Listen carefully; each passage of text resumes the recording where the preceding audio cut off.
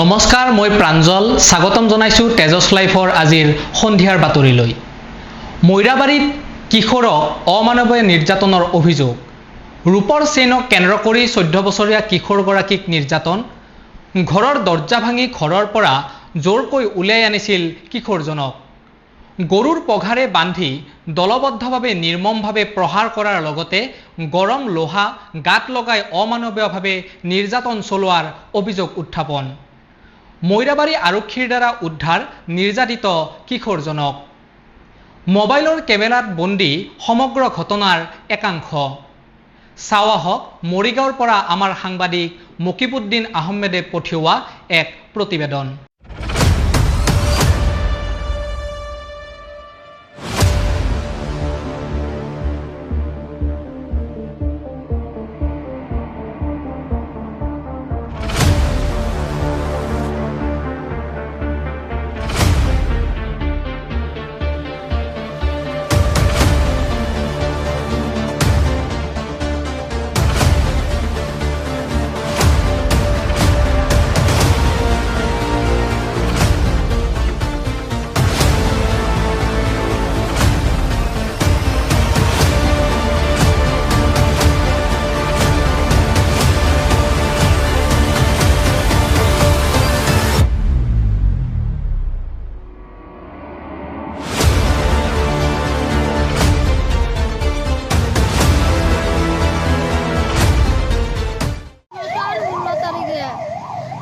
মোৰ ল'ৰাটো সৰু ল'ৰা অৱস্থা 15 বছৰ ঘৰৰ পৰা 3 নম্বৰ আসামীৰ ঘৰত যায় এটা গলাৰ একটা ডিঙি গলাৰ একটা মালা চুৰি কৰি আনিলে। বাদে সি ক'লে যে তোমাৰ ল'ৰা এনেকৈ কৰিলে। বাদে তাৰ বাহে তাৰ বাপকক চেনিটো নিদিলে। বাদে কৰি না বস্তু তিনিটা আছিল, তিনিটা বস্তু আছিল, তিনিটা দিব লাগিব। সোণৰ দুল, ঠেঙৰ পায়াল আৰ নেকলেসটো। বাদে নেকলেসটো নিলে ল'ৰা সঁচাকৈ নেকলেসটো নিলে। বাদে ক'লে যে নেকলেসটো তুমি নেওগা না নিতাম না, 1 লাখ টাকা জৰিমনা লাগিব।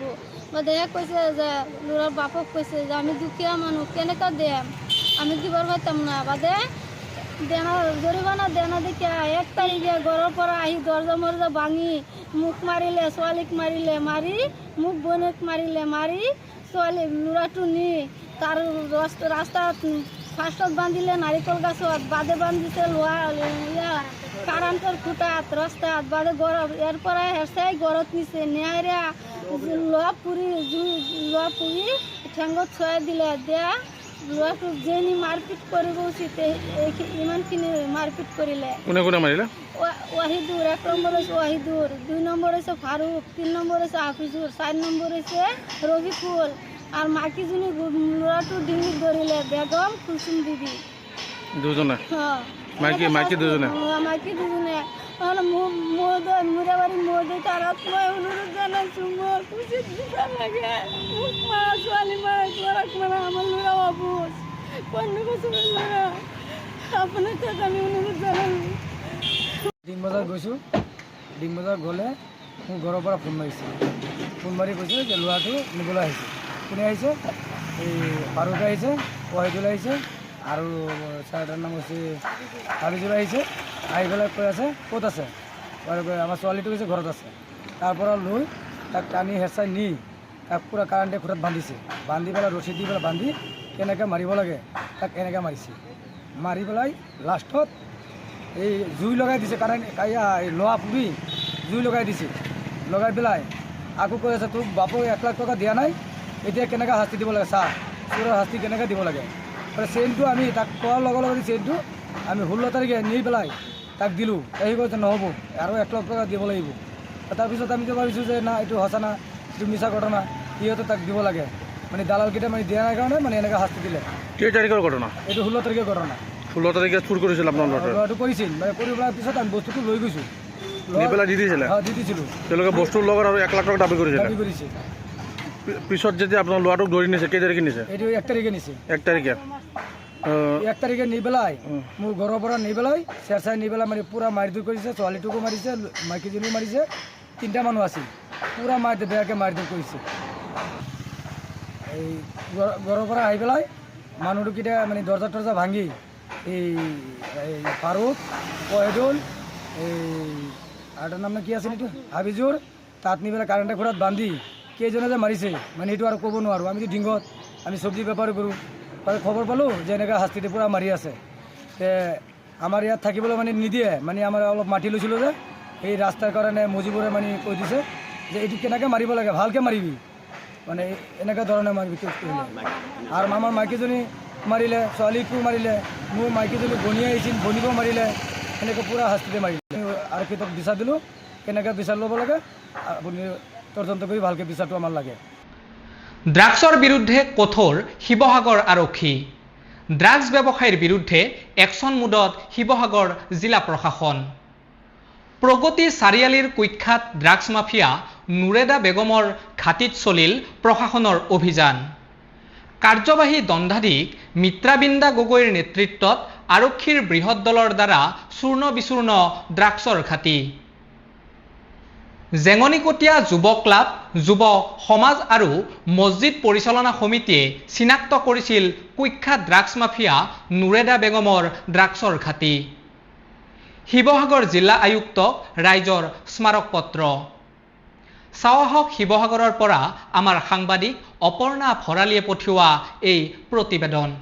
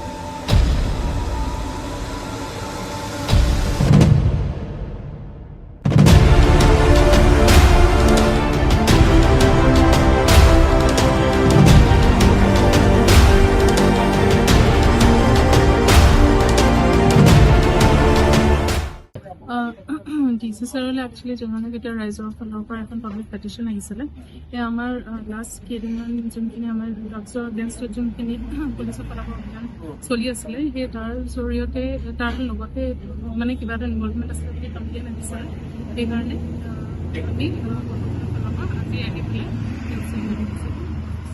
কিছু মানে আপোনালোক মেইনলি টাৰ্গেট কৰি লৈছে যে এইকেইখন দোকান বা এইখিনি স্থান উচ্ছেদ কৰিবলগীয়া হয় নেশ্যনেল হাইৱেৰ কাষৰ যোনখিনি সেইখিনি এনিৱেজ আমি এভিকশ্যনৰ কৰা হ'ব পৰ্যায়ক্ৰমে ইয়াৰ পৰা ষ্টাৰ্ট হৈছে বৃহত্তৰ এই জেঙনিকটীয়া অঞ্চলত আমাৰ জেঙনিকটীয়া ইউথ গ্ৰুপ জেঙনিকটীয়া বৃহত্তৰ জেঙনিকটীয়া যুৱ সমাজ জেঙনিকটীয়া যুগ্ম মছজিদ পৰিচালনা সমিতি আৰু তিনিওটা মছজিদ কমিটিয়ে অভিযোগ কৰিছিলে যে ইয়াতে অচিনাকি যিসকল সন্দেহযুক্ত নাগৰিকে ইয়াত টেম্পৰী ছেট বনাই পেলাই দোকান দিছে, তাতে ড্ৰাগছ আৰু মাৰ্ক অফ ড্ৰাগছ আৰু মদ জোৱাৰ আড্ডা চলি আছিল। এতিয়া বিশেষকৈ আজি জিলা প্ৰশাসনে যিটো ছেট উচ্ছেদ কৰিছে, এই দোকানখন উচ্ছেদ কৰিছে, ইয়াত যিবিলাক ড্ৰাগছ পেডলাৰ, যিবিলাক সৰবৰাহকাৰী ৰাতি আহি পেলাই 10, 11, 12টালৈকে তেওঁলোকে ইয়াতে আশ্ৰয় গ্ৰহণ কৰি ইয়াৰ পৰা ড্ৰাগছটো ডিষ্ট্ৰিবিউশ্যন হয় শিৱসাগৰ। ড্ৰাগছৰ সৰবৰাহকাৰীবিলাকে ইয়াৰ পৰা ড্ৰাগছৰ কণ্টেইনাৰ লৈ পেলাই শিৱসাগৰ বিভিন্ন ঠাইত দিয়ে। এইটো ক্ষেত্ৰত জেঙনিকটীয়া যুৱকসকলে জিলা উপায়ুক্ত আয়ুক্ত ডাঙৰীয়াক অভিযোগ দিছে, চক্ৰ বিষয়া বাইদেউক অভিযোগ দিয়া হৈছে, শিৱসাগৰ আৰু অতিৰিক্ত আৰক্ষী অধীক্ষক অভিযোগ দিয়া হৈছে যে এইটো উচ্ছেদ কৰিব লাগে, নহলে ইয়াৰ পৰা এই ব্যৱসায়টো চলি আছে আৰু যুৱ প্ৰজন্ম ধ্বংস হৈছে।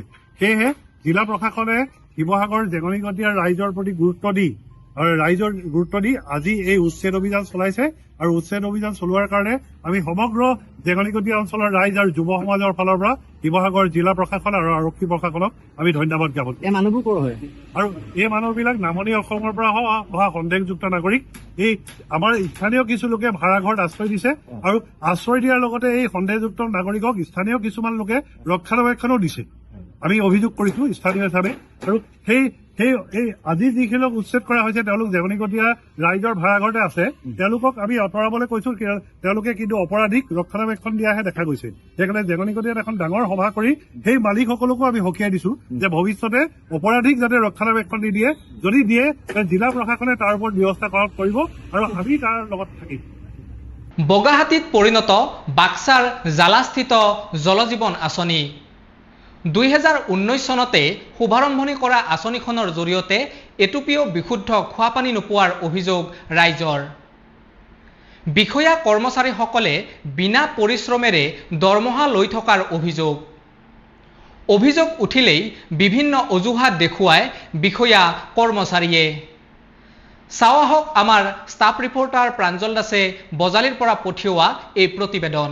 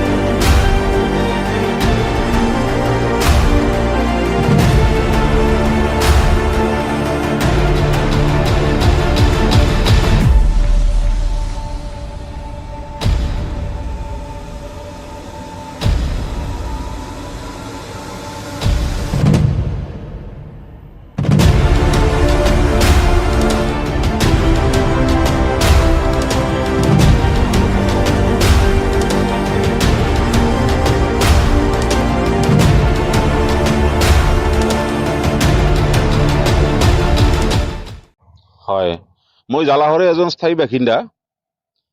যিটো দেখা পালোঁ মানে কি দুদিন পানী দিয়ে, পানী যোগানৰ যিটো ব্যৱস্থা দুদিনমান দিয়ে, তাৰপিছত আৰু বন্ধ। আৰু এইটো বন্ধ হৈ থকা আজি প্ৰায় 2 মাহমান হ'লেই, তাৰে আগত দিছিলে বাৰু। আৰু এতিয়াতো প্ৰায় বন্ধই, নায়েই আৰু পানী নাই। কেতিয়া উদ্বোধন হৈছিল? এইটো কিমান চনত আছিলে, মোটামুটি 22 মানতে আছিলে নেকি, মোৰ ঠিক মনত নাই, কিন্তু 22 চন মানতে আছিলে। একো নাই, মিছা, চব মিছা। আমি যিটো গম পাইছো, আমাৰ জালাহত যিটো গম পাইছো, সেইমতে সম্পূৰ্ণ মিছা, ভেকো ভাও নাই এইটো এটা। জালাহস্থিত জালাহৰ আশে পাশে বহুখিনি মানুহে সাঙুৰি লৈছিলে এইটো আমাৰ জালাহৰ যিটো জল জীৱনৰ যিটো অফিচ আছে ইয়াৰ পৰা। কিন্তু কথা হৈছে কি, পানী যোগানৰ নামত এটা ভেকো ভাওনাৰ সৃষ্টি হৈছে। আচলতে নিযুক্তি যিকেইজন মানুহক দিছে, চৰকাৰী হওক বা বেচৰকাৰীভাৱে হওক, সিহঁতৰ পাৰিশ্ৰমিকটো পাই আছে, বাকী মানুহৰ একো নাই। কি ক'ব ভেকু ভাওনা এইটো এটা। আৰু ইয়াৰ নামত সিহঁতে কয় কি, সুধিলে কয় কি যে ইলেক্ট্ৰিচিটিৰ বিল দিব আছে, অমুক তমুক কিবা কিনি অজুহাতবিলাক কৈ থাকে। কিন্তু ইয়াক লৈ কিনে আজি মোটামুটি এমাহ দুমাহ আগত মিটিঙো এখন হৈছিলে জালাহত, মিটিং এখন হৈছিলে। আৰু ঘৰে ঘৰে 100 টকা এনেকৈ তুলিছিলে, তাৰমানে 100 টকা নে 50 টকা ঠিক মনত নাই মোৰ, এনেকৈ তুলিছিলে। তাৰ পিছতো পানী নাই, কোনো ব্যৱস্থা নাই। হয় হয় হয়, পানী নাই। হ'লেতো ভালে আছিলে, সেইটো হ'লে ভালে আছিলে। এতিয়া সম্পূৰ্ণ মানে এটা ভেকু ভাওনাৰ সৃষ্টি। আৰু আমিতো গম পোৱাত মানে জালাহৰ বুলি নহয়, অসমৰ প্ৰতিটো অঞ্চলতে এই একেই ব্যৱস্থা।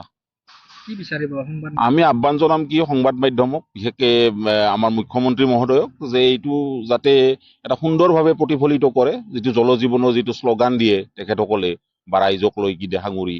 গতিকে এইটো যাতে ভাল হয়, পানী যোগানটো যাতে সকলোৱে পায়, সকলো ৰাইজৰ, সকলো শ্ৰেণীৰ ৰাইজে যাতে এই সুবিধা লৈ কিনে উৎফুল্লিত হয় বা উৎসাহিত হয়, তাকে কামনা কৰিম। আৰু ডিব্ৰুগড় থানা চাৰিআলিৰ হনুমান মন্দিৰত চাঞ্চল্যৰ ঘটনা। মহতাব খানৰ নামৰ এজন ব্যক্তিয়ে মন্দিৰত জোৰকৈ প্ৰৱেশ কৰি পূজাৰীক আক্ৰমণ কৰাৰ অভিযোগ। চলি থকা পূজা অৰ্চনা বন্ধ কৰিবলৈ চেষ্টা কৰাৰো অভিযোগ। ঘটনাস্থলীত আৰক্ষীৰ দ্বাৰা অভিযুক্ত মহতাব খানক আটক। ঘটনাক কেন্দ্ৰ কৰি স্থানীয় ৰাইজৰ মাজত তীব্ৰ প্ৰতিবাদ। দোষীৰ বিৰুদ্ধে দৃষ্টান্তমূলক শাস্তি আৰু মন্দিৰসমূহত কটকটীয়া সুৰক্ষাৰ ব্যৱস্থাৰ পোষকতা। চাৱা হওক ডিব্ৰুগড়ৰ পৰা আমাৰ সাংবাদিক শিল্পী শিখা দাসে পঠিওৱা এই প্ৰতিবেদন।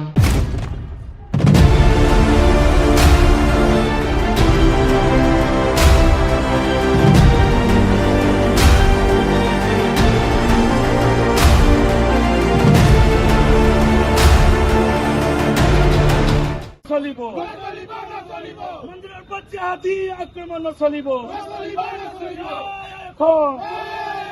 ভাৰত মাতাকে বন্দে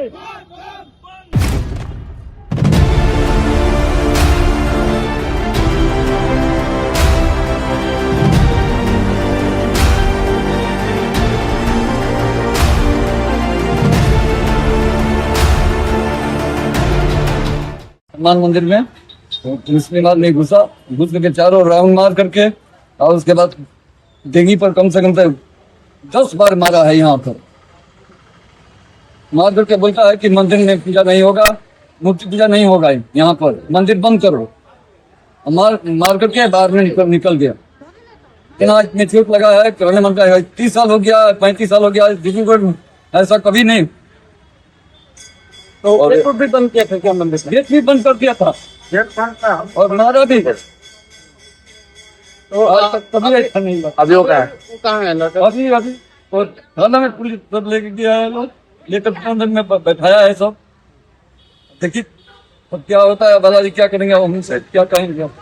नाम कुछ पता है क्या नाम है उनका? नाम पता है? नाम हमको पता नहीं है, उसको अनजान है, कोई हमको नहीं जानते हैं। कभी देखे थे? कभी नहीं देखे थे आज तक। घटना ये हुआ है, यहाँ के मंदिर खोले थे, मंदिर खोल के अंदर में पूजा कर रहे थे, बैठे हुए थे, पूजा करके बैठे हुए थे। कोई एक मुस्लिम आदमी बाहर से अंदर घुस के उनको पहले 2-3 थप्पड़ मारा है, उसके बाद गर्दन पे भी उनका वार किया है 2-3 बार।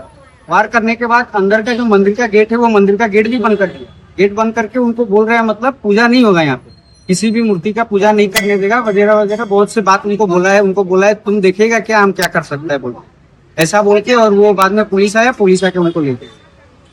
और मंदिर में जो भक्त लोग हैं उन लोग के साथ कुछ करके रख दिया। मंदिर में जो भक्त लोग आए थे, उन लोग के साथ कोई प्रॉब्लम नहीं हुआ है। 4-5 लेडीज थी, लेकिन वो लोग के साथ कोई प्रॉब्लम नहीं। श्री पंडित जी के ऊपर आक्रमण, पंडित जी के साथ उनको बहुत बुरी तरीके से मारा है। मूर्ति वगैरह कोई सामग्री को हाथ पर लगाया? कुछ नहीं छुआ है, बस वो जो अंदर का गेट है बाबा का, वो गेट उन्होंने बंद कर दिया था। बोल रहा है यहाँ पे कोई पूजा नहीं होगी। ক্ৰীড়াৰ জৰিয়তে নগা অসমীয়াৰ মাজত সদ্ভাৱ বজাই ৰখাৰ চেষ্টা। সৰু পথাৰৰ উৰিয়াম ঘাটৰ জয়ন্তীপুৰ ৰংজালি নৌগড়ত BKWAC কাপ প্ৰতিযোগিতাৰ নাগালেণ্ডৰ 5টা আৰু অসমৰ 16টাকৈ দলৰ অংশগ্ৰহণ। চাৱা হওক সৰু পথাৰৰ পৰা আমাৰ সাংবাদিক সুৰজ গগৈয়ে পঠিওৱা এই প্ৰতিবেদন।